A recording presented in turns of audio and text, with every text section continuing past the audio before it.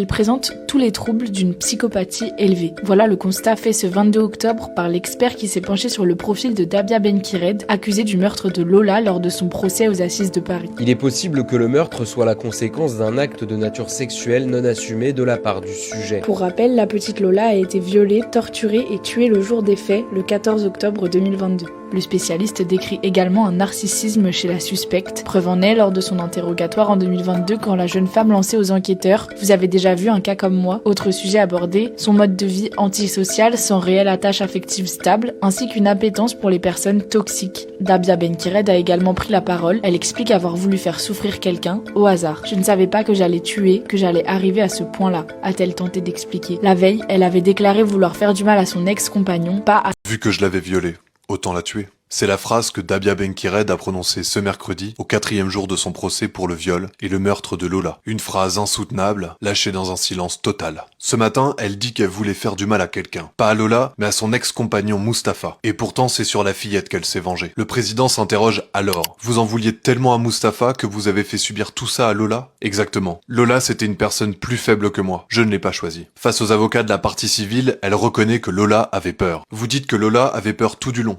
Oui. Et ça ne vous a pas arrêté? Non. Une avocate lui demande alors « Est-ce que vous êtes sexuellement attiré par les enfants ?» Non, répond-elle, sans émotion, rien. Puis vient cette phrase d'une cruauté désarmante. Je comprends pas pourquoi elle s'est pas échappée, pourquoi elle est pas partie. Ça m'aurait évité tout ça. Le président insiste sur les contradictions. Elle dit avoir scotché Lola par peur d'être dénoncée, mais admet. Dans tous les cas, je savais qu'elle allait mourir. Elle parle ensuite d'hallucination. Dans la douche, elle s'est transformée en fantôme. Et quand elle évoque les coups de couteau et de ciseaux, elle ose dire « Je pensais que c'était un mouton. Sa peau était dure comme un mouton. » Elle dit même avoir inscrit les chiffres 0 et 1 sur ses pieds. Interrogée sur la scène de la douche, elle raconte « Je lui ai touché les seins et je lui ai claqué la tête contre la paroi. Elle a pas crié, elle a pas pleuré. » Le président lui demande alors « Vous aviez une envie sexuelle ?» Elle répond « Oui. » D'un coup, c'est venu dans ma tête. Mais quand il revient sur les lésions constatées par les médecins légistes, elle nie tout. Après le meurtre, son récit devient absurde. Elle dit avoir pris une douche, quitté l'appartement avec la malle, mangé dans un fast-food et dormi chez un ami. Je suis revenu dans mon état normal, comme s'il ne s'était rien passé. L'expert psychologue, lui, décrit une femme froide, narcissique, dénuée d'empathie, et avec des traits psychopathiques élevés, mais sans maladie délirante. Selon lui, Lola a été la victime par procuration de la colère que Dabia Benkired nourrissait contre son ex. L'après-midi, la parole est donnée à la famille.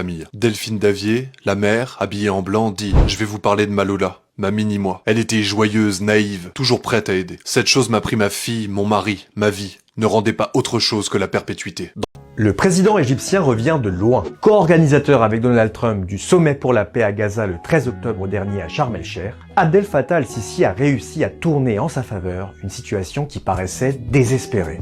D'après les informations reçues par le Caire, le gouvernement israélien avait alors pour idée de pousser au déplacement des plus de 2,2 millions de civils gazaouis vers l'Égypte. Une ligne rouge pour al-Sisi, qui vaut là le spectre d'une nouvelle Nakba, l'expulsion de plus de 700 000 Palestiniens de leurs terres à l'issue de la première guerre israélo-arabe de 1948. Mais aussi une menace sécuritaire liée à l'arrivée sur son territoire de membres du Hamas, issus de la mouvance des frères musulmans que le président égyptien combat sans merci depuis plus d'une décennie.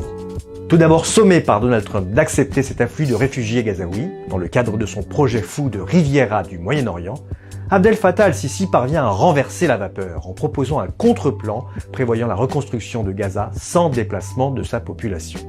À cette fin, il va bénéficier du soutien d'Emmanuel Macron et du prince héritier saoudien Mohammed Ben Salman qui vont s'activer sur le plan diplomatique pour porter son projet dans les arcanes de l'ONU. Avec un résultat probant, de nombreux éléments de la proposition égyptienne se retrouvent aujourd'hui dans le plan de paix de Donald Trump pour Gaza. Retrouvez notre